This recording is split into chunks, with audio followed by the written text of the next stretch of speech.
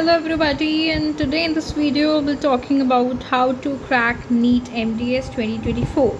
So we'll be talking about a lot of things like schedules, time slots, what is the actual 2-hour rule, like how you can make your performance more better and better, and what are the steps, what are the techniques that are actually really helpful in cracking NEET MDS. So if you are doing dentistry in whatever year you are, it doesn't matter, but if you want to prepare for MDS exams or want to crack some other entrance exams, I think a little bit strategy is common for each and every exam, so we can cover up syllabus in some few steps. So I'll be talking about some of the few steps जिससे आप अपना NEET MDS exam crack कर सकते हैं.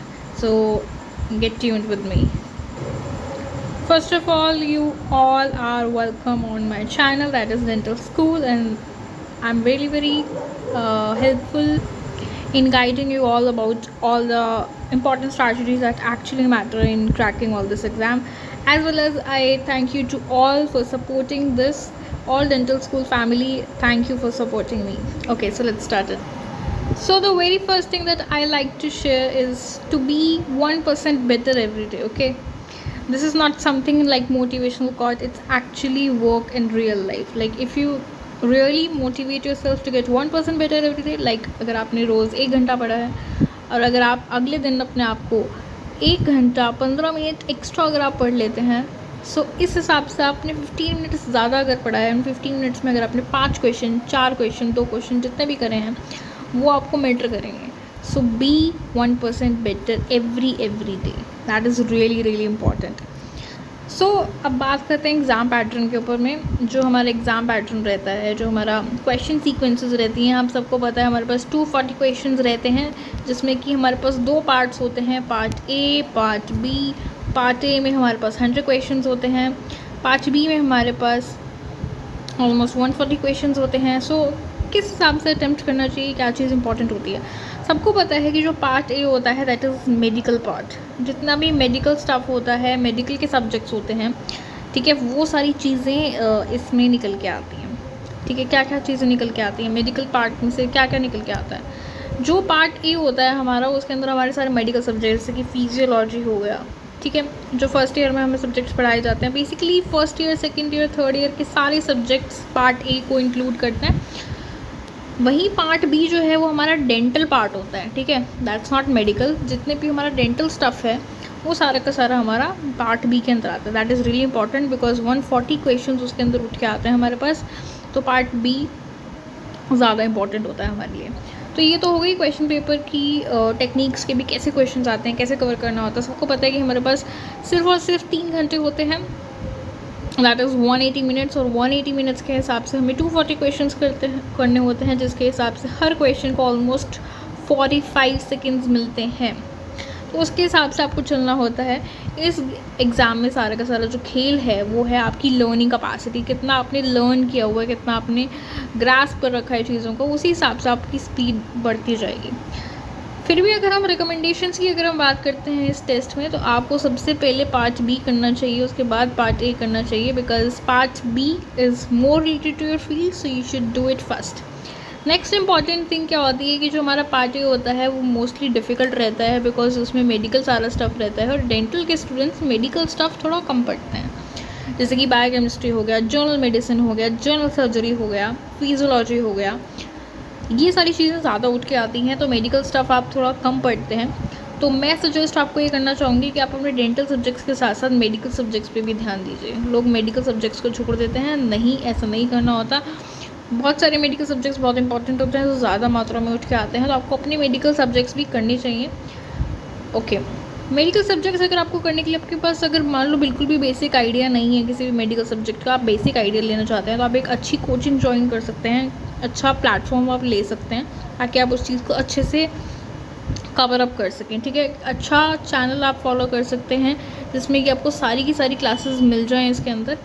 Plus अब अगर हम बात करें बुक्स के बारे में, ठीक है, जनरली क्या क्या बुक्स रेफ़र करनी चाहिए, कौन कौन सी बुक्स पढ़नी चाहिए, तो pulse is very important. Dental pulse आपके पास होनी चाहिए. दूसरी, आपके पास प्रीवियस ईयर क्वेश्चंस करने के लिए वादवा जो बुक होती है वो भी आपके पास होनी चाहिए। बहुत लोग रिकमेंड करते हैं वादवा के लिए।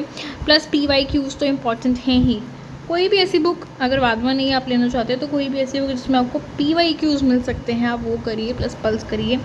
दूसरी चीज़ मैं आपको यहाँ पे बताना चाहती हूँ कि जो पल्स होती है ना, उसके अंदर इतने सारे कंसेप्ट होते हैं कि आपको टेक्स्ट बुक पढ़ने की ज़्यादा ज़रूरत नहीं पड़ती। कुछ लोग पूछते हैं बताइए कि टेक्स्ट बुक की ज़रूरत है पढ़ने के लिए या नहीं है।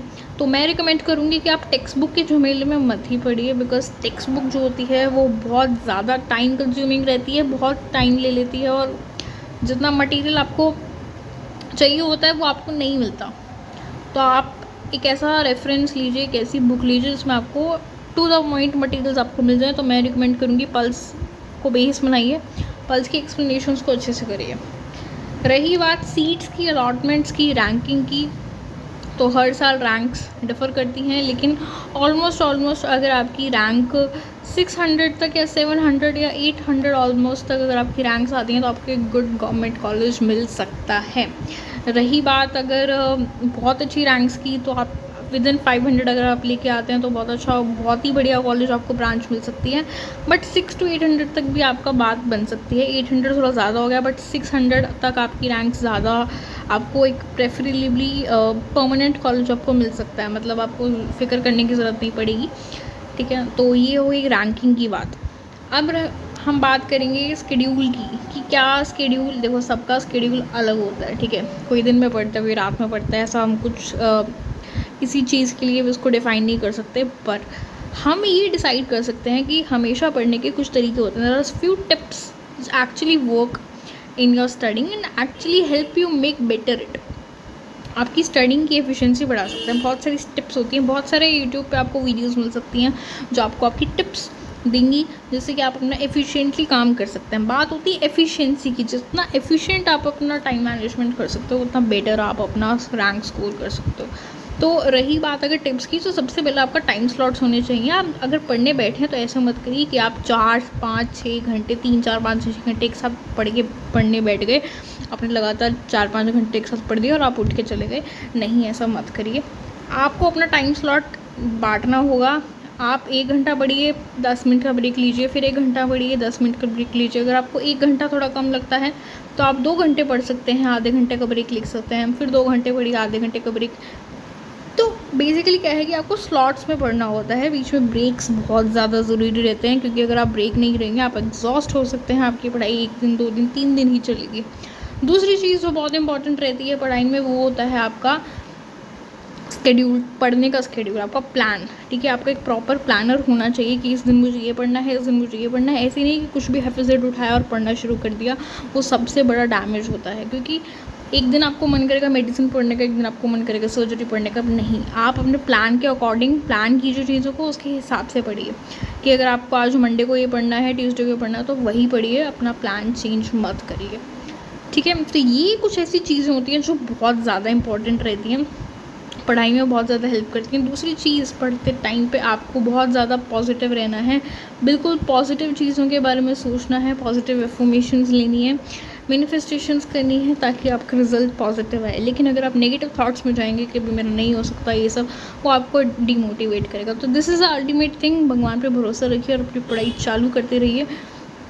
And with this video I'll just give you a message ki just keep on doing your work, don't worry much, everything will be fine in the end, and yes, you can crack it. So I hope and give best wishes to each and everyone who is an MDS aspirant. Yes, you can achieve your dreams, just keep on going, keep on doing this, because yes, all efforts matters. Thank you, and I'll see you in the next video.